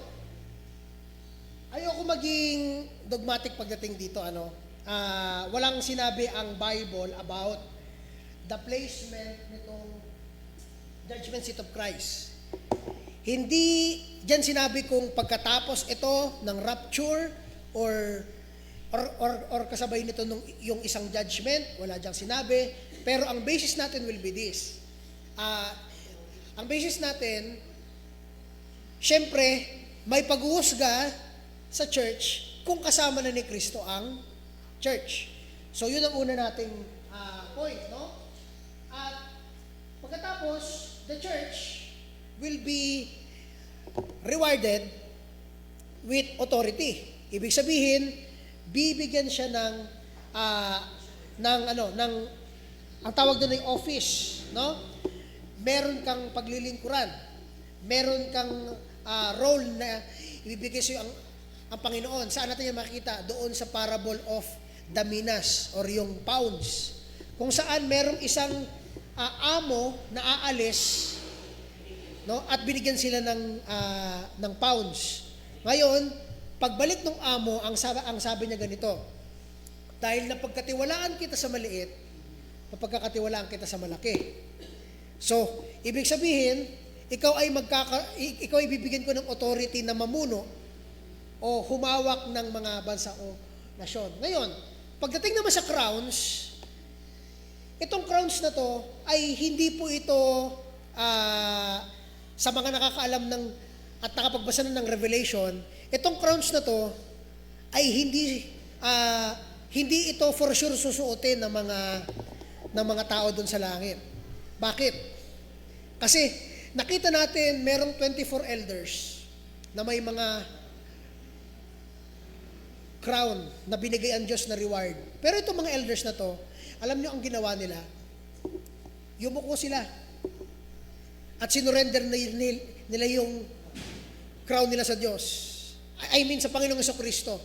Na siya ang karapat dapat, siya ang Lamb of God who was slain. No? At ngayon, meron pang isang reward na makikita tayo dito. Ito ngayong isang reward na to, yung gusto ko ngayong idugtong doon sa susunod. Itong reward na to ay bibigyan ang mga mananampalataya ng isang malinis at maputing damit. Malinis, kumikintab sa puti na damit. At yung kumikintab na puti na damit na yon, ang sabi diyan sa Revelation 19:14, it signifies the righteous acts of the saints. Ibig sabihin, rewarded na sila. Meron ng paghuhusga na nangyari. Sinuotan na sila, meron ng reward na binigay. Ibig sabihin, tapos na ang awarding. Tapos ng awarding na ceremony. So yun ang reason kung bakit itong placement na to, diyan natin siya ilalagay pagtapos ng rapture. Okay? Yan lang naman ay mga proof kung bakit natin siya dyan i-place. Ngayon, balik tayo sa point. Pakibalik, JM. Sa Judgment Seat of Christ, pagtapos kunin ng Panginoon ng kanyang simbahan, huhusgahan ngayon tayo base sa ating mga nagawa. At bibigyan tayo ng reward according sa mga nagawa natin sa Panginoon. And in that, pagkatapos dun sa taas, JM pakitaas, pagkatapos nito, ng Judgment Seat of Christ, next. Sige. Pausok ng konti. Makikita nyo, merong linya dyan na pababa. No? Dahil, yung linya na yan ay nag-i-indicate na ang mananampalataya, ang church, kasama si Kristo, ay babalik ulit dito sa mundo. Pagkatapos ng, ng 7 years of tribulation. Sa 7 years na yun ng paghihirap, doon maghahari yung tinatawag nating Antikristo, doon maghahari yung tinatawag nating rebellion against God na mga tao, kasi nga, lahat ng mga mananampalataya ay wala na, kukunin na yan. So, ang matitira na lang ay yung mga taong walang pakialam sa Diyos at yung mga taong hindi mananampalataya. Lahat sila ay dadaan sa 7 taon na paghihirap. Yun ang ibig sabihin ng tribulation. 7 taon ng paghihirap, at hindi lang yan basta paghihirap na as in literal na may tagutom, meron pang mga iba't ibang natural disaster na darating. Ito ay summarize na lang, pwede nyo basahin ng Revelations 19 to 22. Lahat ng darating doon na natural disaster ay pwede natin i-equivalent sa ganito. Yung galit ng Diyos para sa kasamaan ay dahan-dahan niyang binubuhos doon. No? Dahan-dahan niya doon ibubuhos. Sige. Pakibaba. Okay? So, pagbaba ni Kristo, okay? Makikita nyo dyan, bakit idiniretso ko sa gitna? No? Dahil dyan sa Revelations 19, hindi na natin babasahin yan, assignment nyo na lang yan, basahin nyo sa bahay nyo. Pagbaba ni Kristo at ng kanyang simbahan, ang point dyan is this: Christ will return with the church to defeat evil.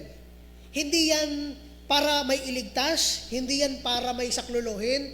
Ang point ng pagbabalik na yan, para wasakin at lipulin ang kasamaan.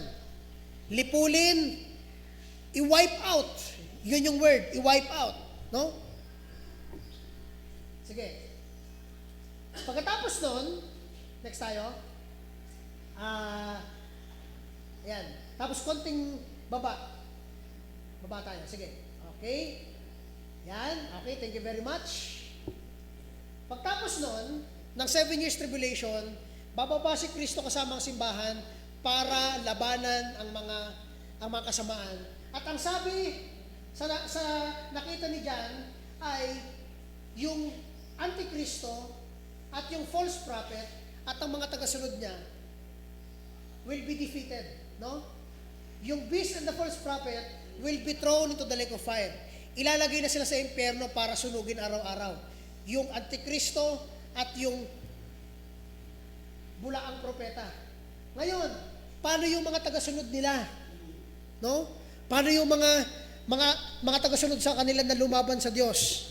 Ang mangyayari sa kanila, the rest are killed in battle. Doon sa laban na yon, sila ay mamamatay. Pero hindi pa sila ilalagay diyan sa impyerno. Hindi pa.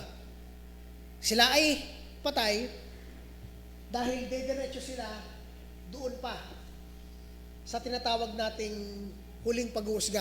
Naalala niyo yung sabi ko kanina, merong 1,000 years. 1,000 years na gap sa bubuhayin kay Kristo at sa wala kay Kristo. Ito yon. No? Mapakitaas ng konti. Ito yung tinatawag nating the millennial reign. 1,000 years si Christ maghahari sa mundong ito kasama ang church. And guess what?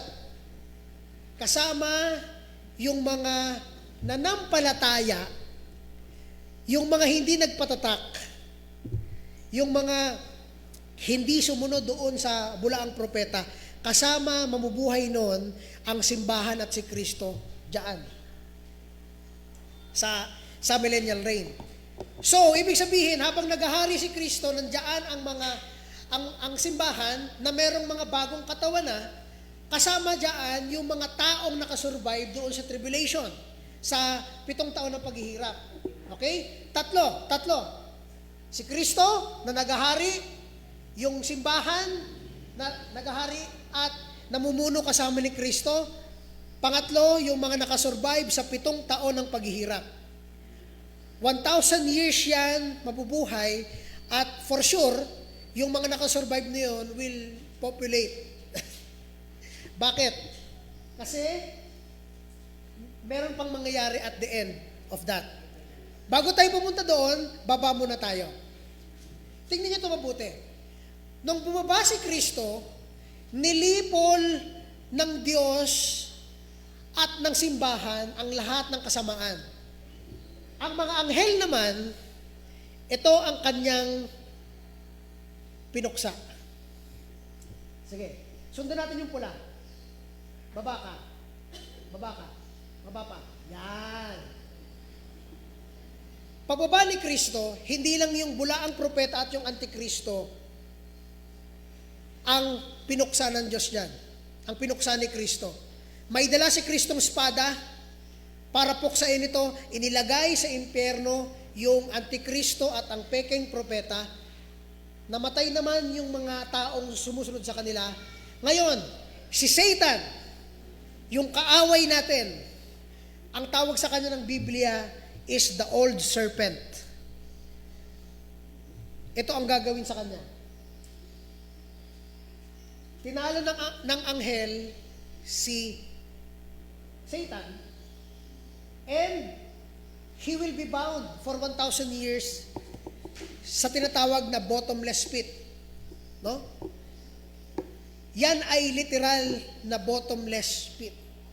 Hindi siya papakawalan doon. Yun yung nakita niya sa kanyang vision. Ipinakita sa kanya na si Satanas ay ikukulong doon sa bottomless pit na yun for 1,000 years.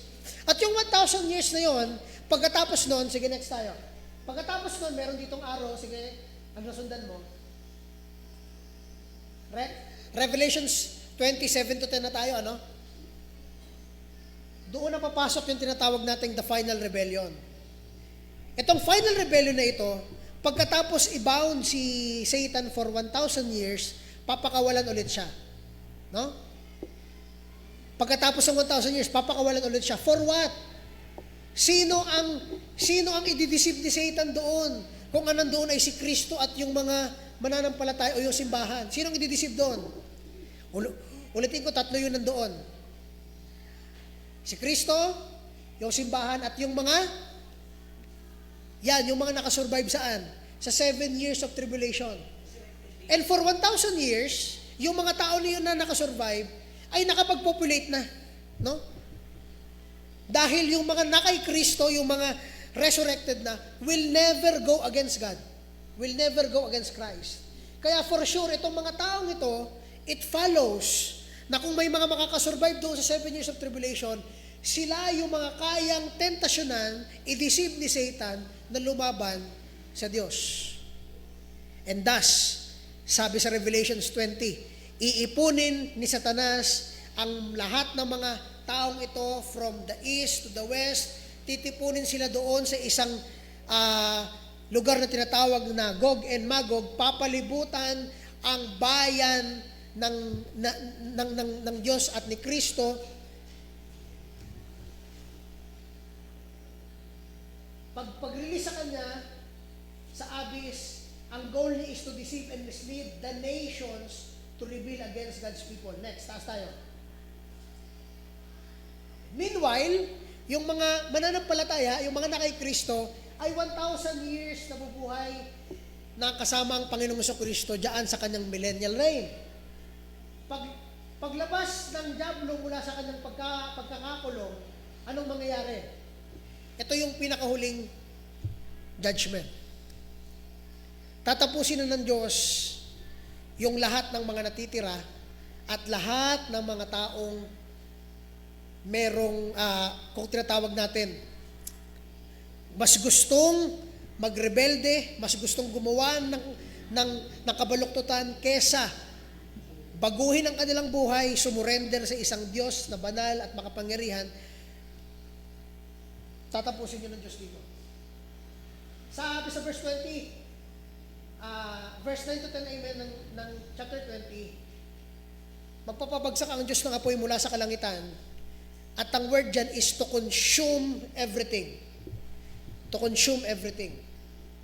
Now, sa consummation na yon, lahat ng mga sumunod sa dyablo will be consumed. Next tayo. Sige, sundan natin yung araw. And, diyan na makikita natin, itatapon si Satan, ibubulid siya doon sa kadagat-dagatang apoy, para, the word dyan is to be tormented day and night, forever and ever. Next, sige. Susundan mo yan. Yan. Satan will be tormented day and night, forever and ever. Yan ang kahihinatnan ni Satanas. Pero, nasaan na yung mga taong nagrebelde sa Diyos? Di ba? Doon sa una, sila ay nilipol ni Kristo, namatay sila, tapos meron na namang mga nagpopulate, tapos sila ay pinatay naman ng Diyos sa pamamagitan ng apoy. Lahat yun ay nananatiling patay. Di ba? Nasaan sila? Doon na tayo pupunta. Next. Taas ka? Jem, pakitaas. Okay? Sige. Nasobrahan? Sige, punta tayo sa resurrection of the wicked. Okay. Pagkatapos, lipulin ng Diyos ang mga rebelding ito. Sabi ng Revelation chapter 20, after the battle and the rebels are consumed, the dead will stand before God. Ang sabi nga niya sa Revelation 20, iluluwa ng dagat yung mga patay. I-give off ng lupa yung mga patay. At pagbukas ng mga mata nila, ito yung haharap sa kanila. Taas tayo. Taas. Ang harap sa kanila is the great white throne judgment. No? Pagharap nila, merong isang malaking trono. Ang trono ng Diyos. Taas pa. Yan. Diyan sa great white throne judgment, the dead who are great and small, kilala man yan, prominente man yan, may otoridad man yan, o wala, haharap yan lahat sa pag-uusga ng Diyos. Lahat. Kada isa. Walang makakatakas. And are going to be judged and sentenced according to their deeds. Okay? At lahat ng hindi matagpuan, nagrebelde nga sila sa Diyos eh. Diba? So, ibig sabihin, wala sila sa aklat ng buhay.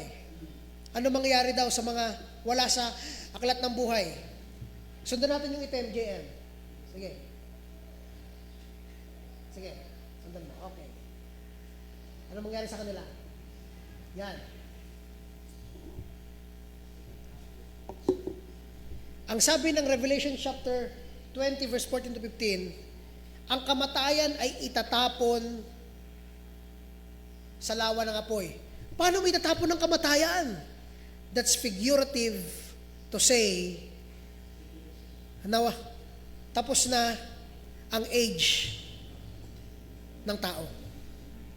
Wala nang mortal, lahat na ay immortal. Ang pagkakaiba lang, yung mga ibubuli dito ay immortal sa impyerno. And it will be an everlasting condemnation and judgment sa mga taong hindi magbabago. Basahin niya. Nasa Revelation chapter 19:20 yan. No? Hindi nagbibiro ang Bible pagdating dyan. Now the question, nasa ng hustisya? Hindi siya nakulong. Nagpakamatay siya, tumakas siya, hindi niya napagbayaran. No, ito. Yung mga rapists, yung mga mamamatay tao, i-enjoyin nila ang buhay nila dito. Hindi lang sila. Pati yung mga gumagawa ng kabaluktutan, i-enjoyin nila ang buhay nila dito. No? Yan ang nakakatakot. Taas tayo. Ano naman ang nangyari sa mga mananampalataya? Okay? Sa mga mananampalataya, balik tayo doon sa 1,000 years of Christ's reign. Balik. Doon sa kulay yellow, JM. Okay?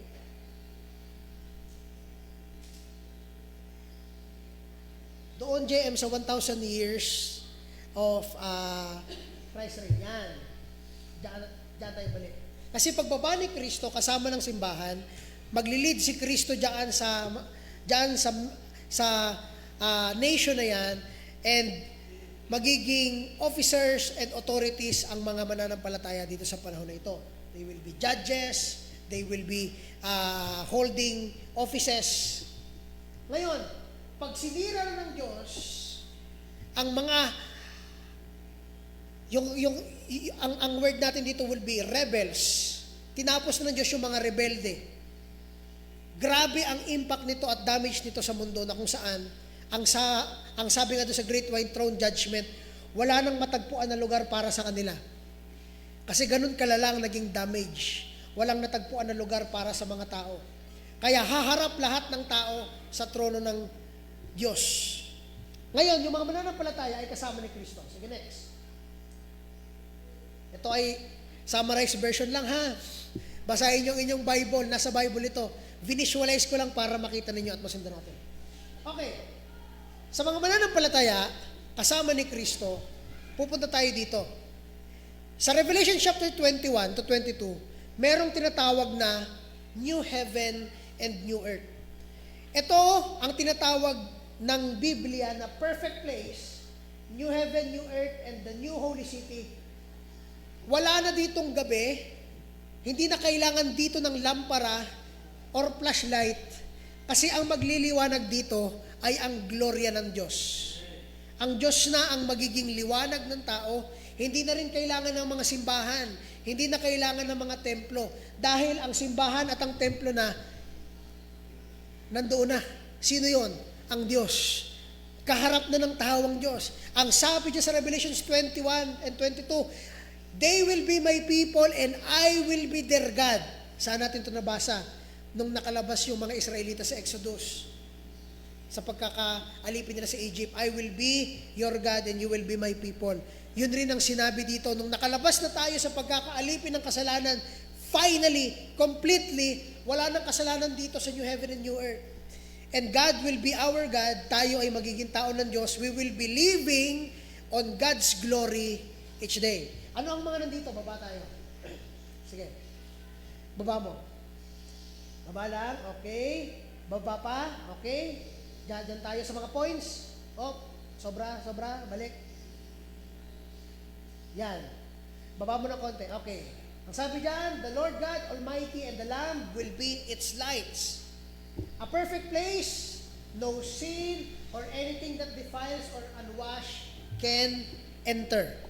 Okay? Wala makakapasok dyan na kinakalawang, namamatay, wala. It is a perfect place. Kaya this is for only perfect people. Paano yan? Perfect ba tayo? Hindi tayo perfect.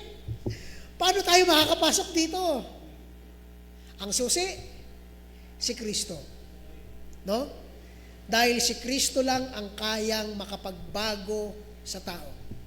Si Kristo ang makapagtatakip ng ating mga kasalanan. Paano ka naging malinis na hindi ka naman malinis? Dahil merong naging malinis para sa'yo, na namatay para sa'yo.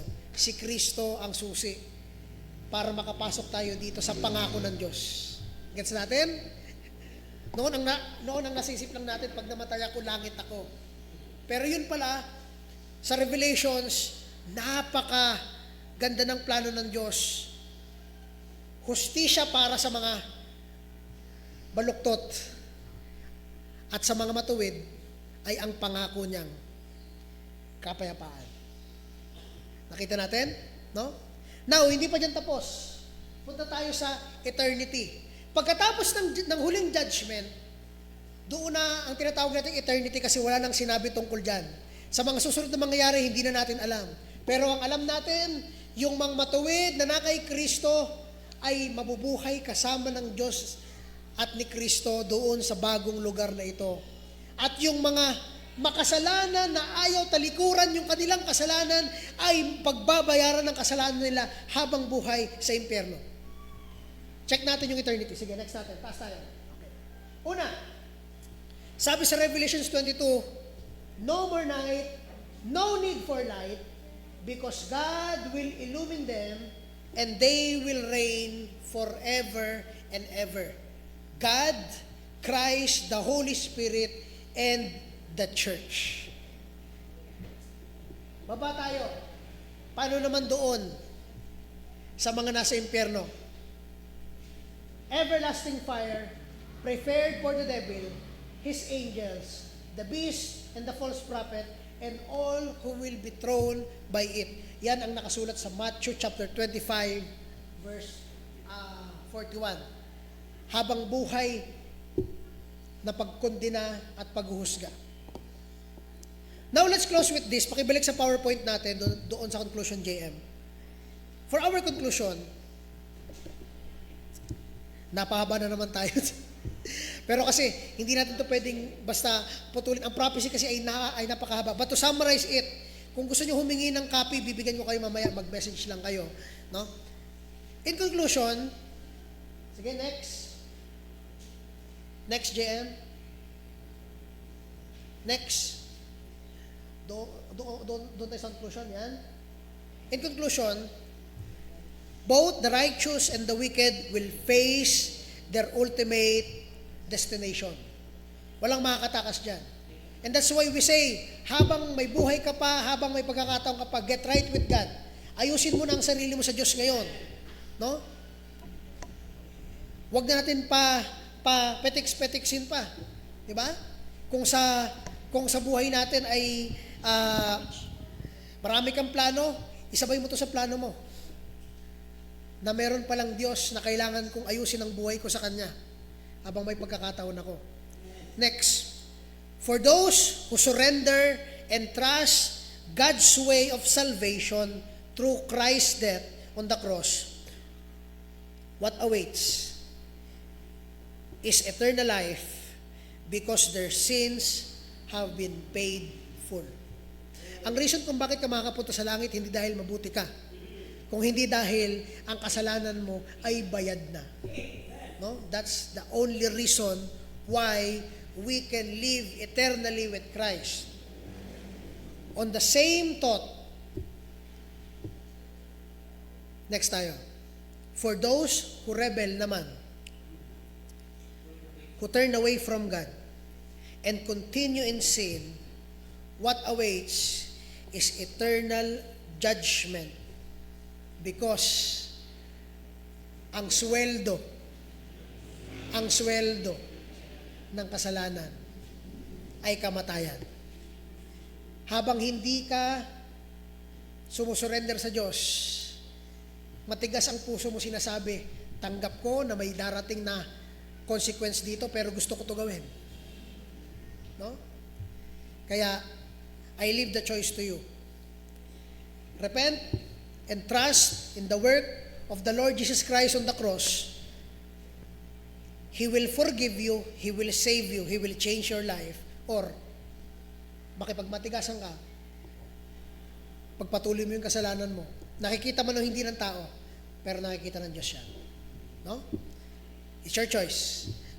And I will leave this to you. May natutunan ba? Amen? Okay, so let's all stand up. At kung meron kayong question, mag-message na lang kayo para pag-usapan natin. Let's pray.